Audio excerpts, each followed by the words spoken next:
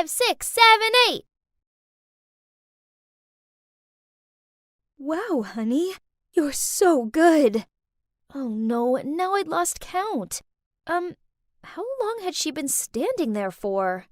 Oh, sorry. I didn't mean to startle you. Can you teach me some moves? I hesitated, but I didn't want to sound mean, so, sure, Carol, come in. I'll show you some of the basics. I did some simple moves for her to follow, but, oh man, she was awful. Seeing an out-of-shape, middle-aged woman attempting front lunges and high Vs isn't something you see every day. But I did appreciate that she was putting the effort into getting to know me. Oh, sorry. You must be wondering why I was calling my mom by her first name. Well, she's actually not my mom. She's my stepmom. You see, my mom passed away when I was 10.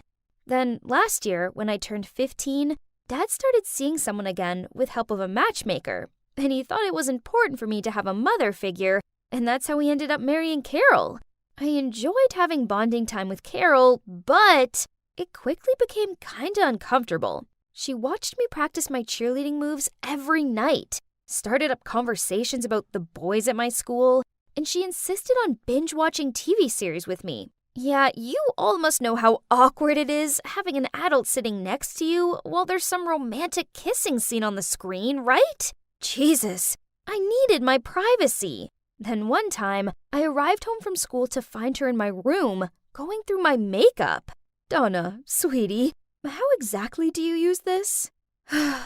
Okay, so this was a bit too much. She's crossing some lines here, messing around with my stuff without asking, but I couldn't bring myself to get mad at her either. You see, Carol is the definition of an ideal housewife. She's such a kind-hearted woman, and she always kept the house immaculate and cooked delicious meals.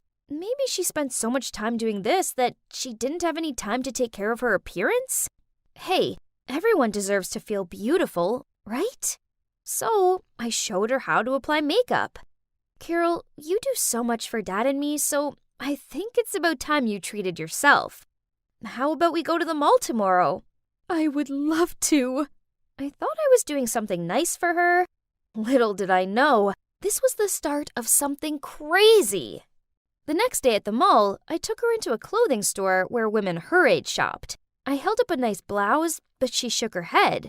Then, to my utter dismay, she insisted we go into the Pull and Bear store next door. But Carol, that's for teenagers! But she still marched us in there. Then she pointed at an outfit and asked me if I could try it on for her. I wanted today to be about her, not me. But okay, as long as she's happy. I stepped out of the dressing room and twirled, and the store staff immediately complimented me. Then Carol suddenly turned to the staff and asked them to get the exact dress in size XL. What?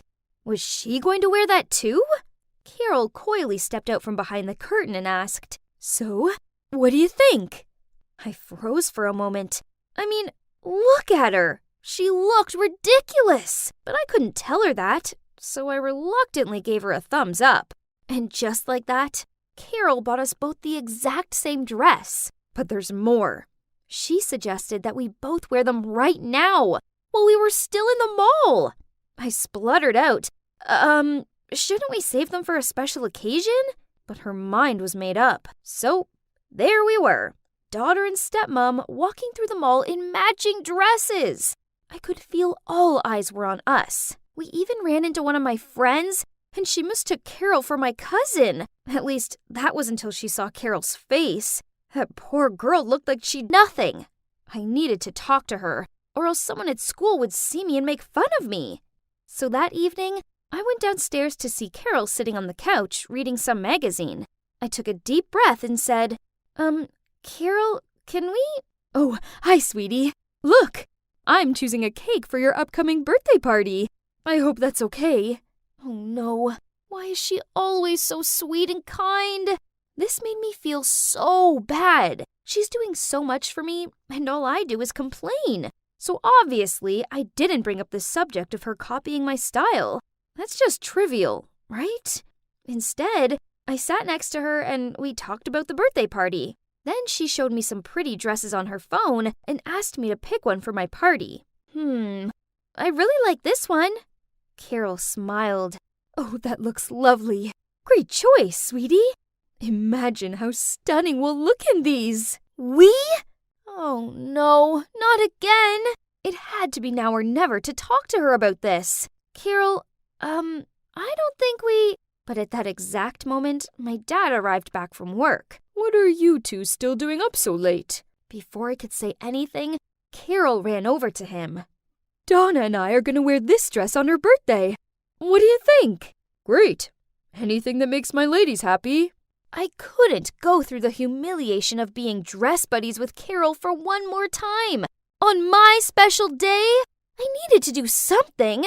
I had a plan, but the timing had to be faultless. So, on the day of my party, when Carol was ironing her dress, I rushed in and told her that the delivery guy had just dropped off the wrong cake. Carol freaked out and ran downstairs immediately. Ha!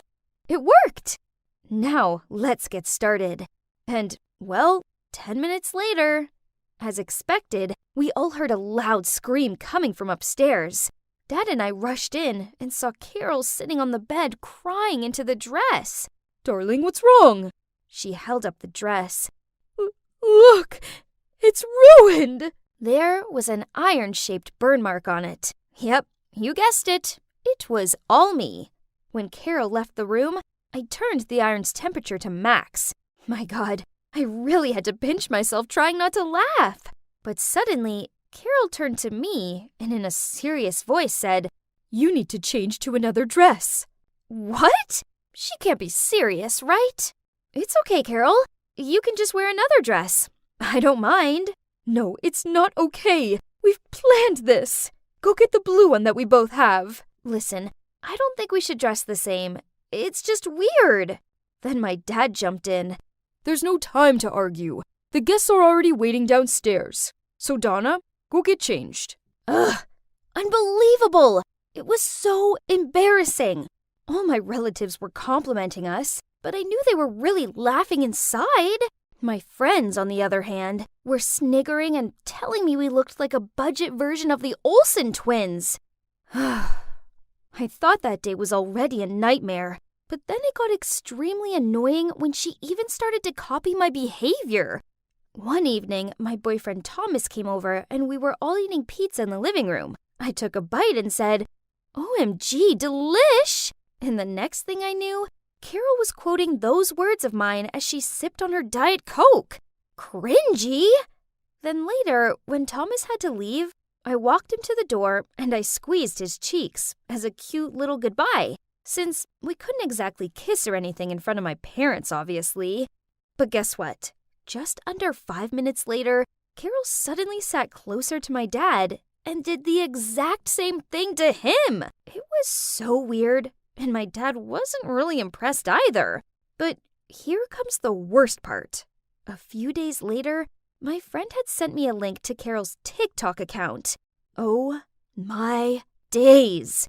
It was a video of my dad, and it had thousands of likes. Then suddenly, I heard noises coming from downstairs. Carol? Carol! Carol scampered out of the kitchen looking clueless. What's wrong, honey? What's wrong?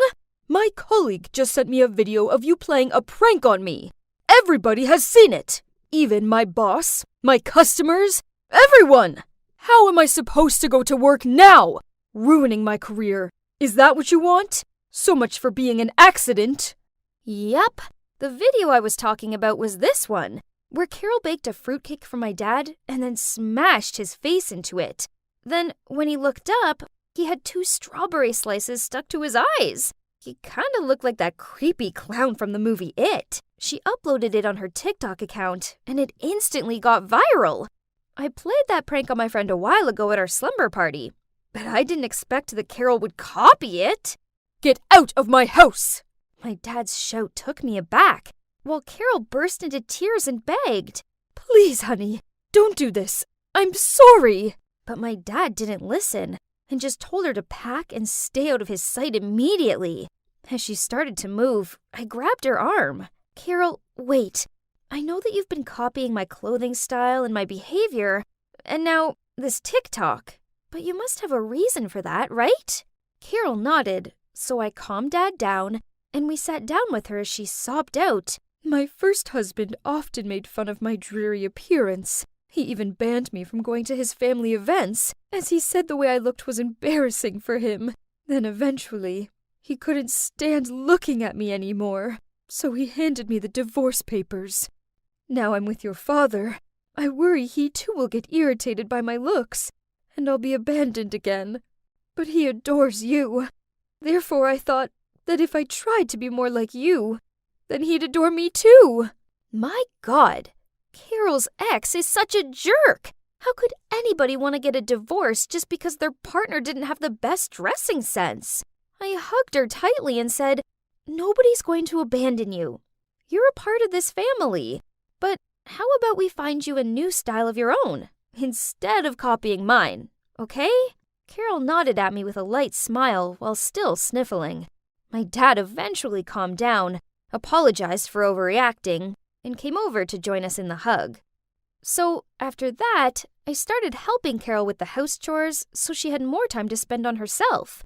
I showed her how to style her hair, helped her pick out some stylish clothes, and sent her the links to some videos on makeup tips. Now she has her own chic image going on. She kind of reminds me of Martha Stewart. I always thought my stepmom was bonkers, but turns out everyone's got their own story, right?